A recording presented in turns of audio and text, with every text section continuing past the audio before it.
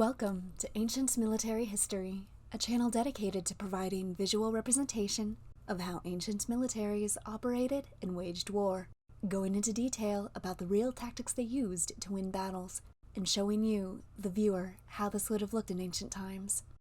In this video, we will be describing the Siege of Constantinople that took place from April 2nd to May 29th in 1453 AD. This conquest was led by the Sultan Mehmet II of the Ottoman Empire, up against Emperor Constantine XI Palaiologos of the Byzantine Empire.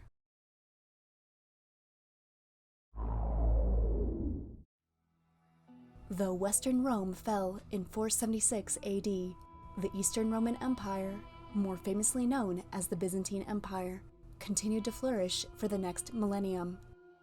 Its capital, New Rome, or Constantinople, though difficult to breach due to its strategic location on a strait, was not impervious to attack and gradually weakened over time due to multiple devastating sieges. By the mid-15th century, the Byzantine Empire itself was reduced to its capital city, whose population dropped dramatically from about 400,000 in the 12th century to between 40 and 50,000 by the 1450s. Fragile and surrounded by its enemies, it was only a matter of time until the highly coveted peninsular city would be overtaken by its expanding neighbors. Though not the only motivation for conquest, clashing religious ideologies played an important role in the history of the warring empires. In 1054, the Christian Church was split in two: the Western, or Roman Catholic Church, and the Eastern, or Byzantine Orthodox Church. To exacerbate the tension, the Western Church used the Byzantine Empire as the site for the Crusades, or the series of holy wars between the Western Christians against the Eastern Muslims.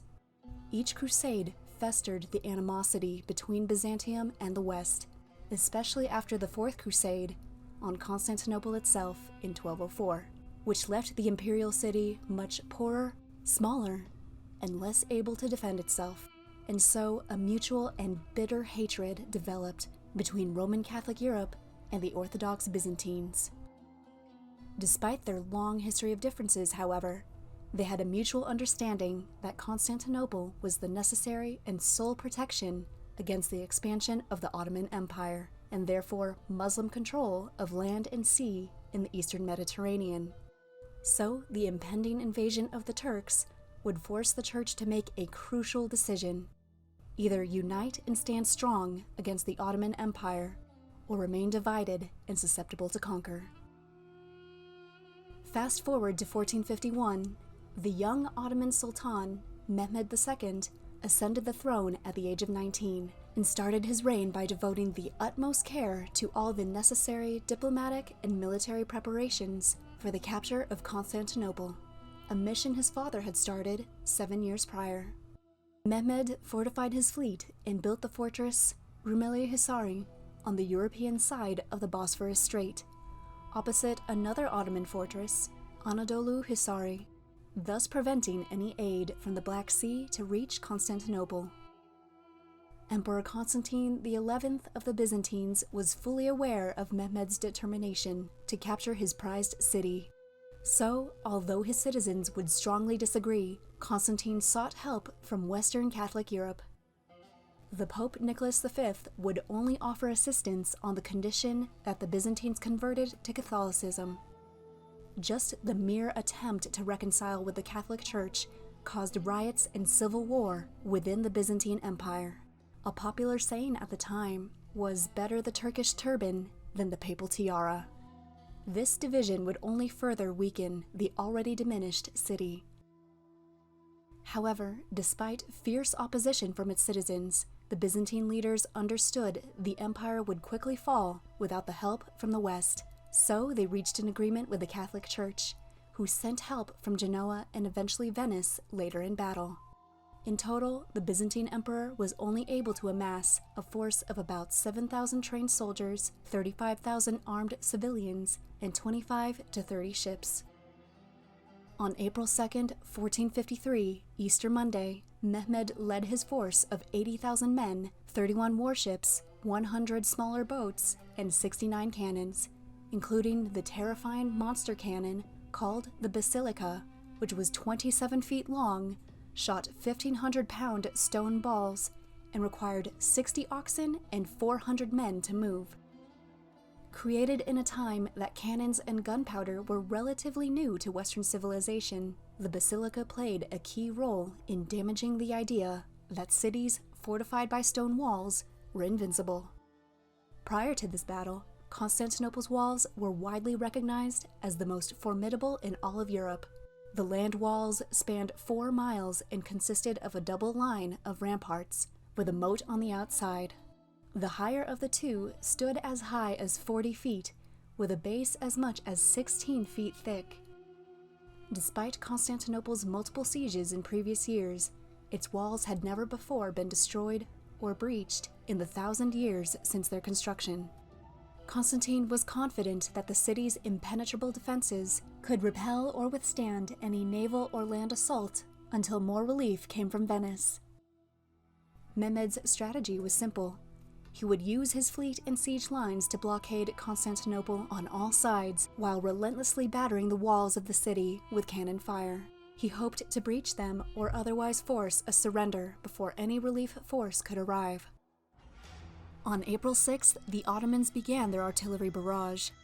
As they fired with deafening thunder, the Ottomans brought down sections of the wall. Their first frontal assault of the wall was repelled by the Byzantines, and the broken section of the wall were promptly repaired.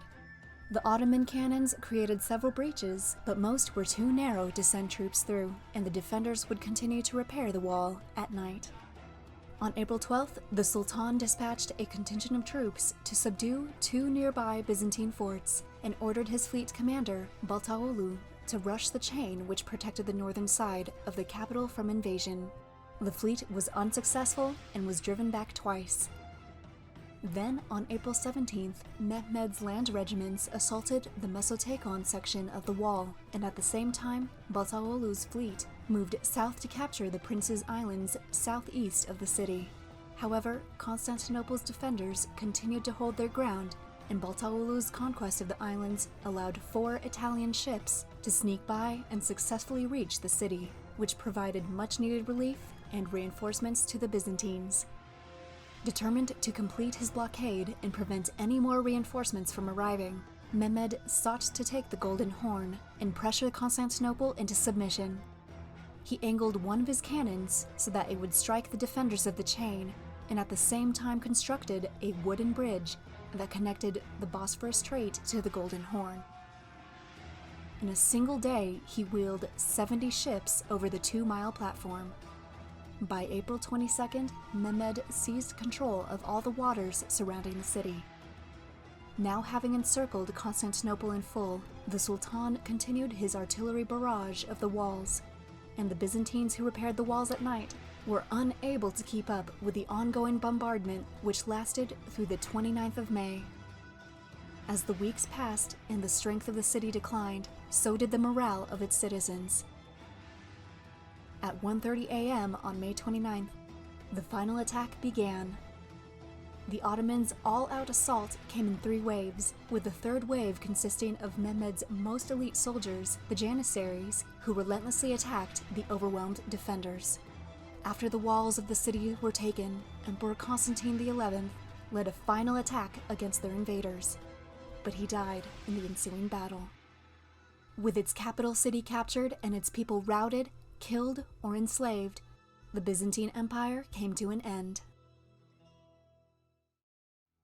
Due to his successful takeover of Constantinople, the Sultan gained the title Mehmet the Conqueror, and he dedicated the rest of his life to restore the city to its former glory. In just 50 years, Constantinople became the largest European city, cementing the Ottomans' supremacy in the Islamic world as the most powerful Muslim empire of its time. Thank you for watching Ancient Military History, your go-to resource for the strategies and tactics used by ancient militaries throughout history to conquer their foes. We are a brand new channel, and your support would mean the world to us. So, if you liked this video and would like to see more, please subscribe and leave in the comments which ancient military battle you'd like to see next. Until next time, Thank you and have a wonderful day.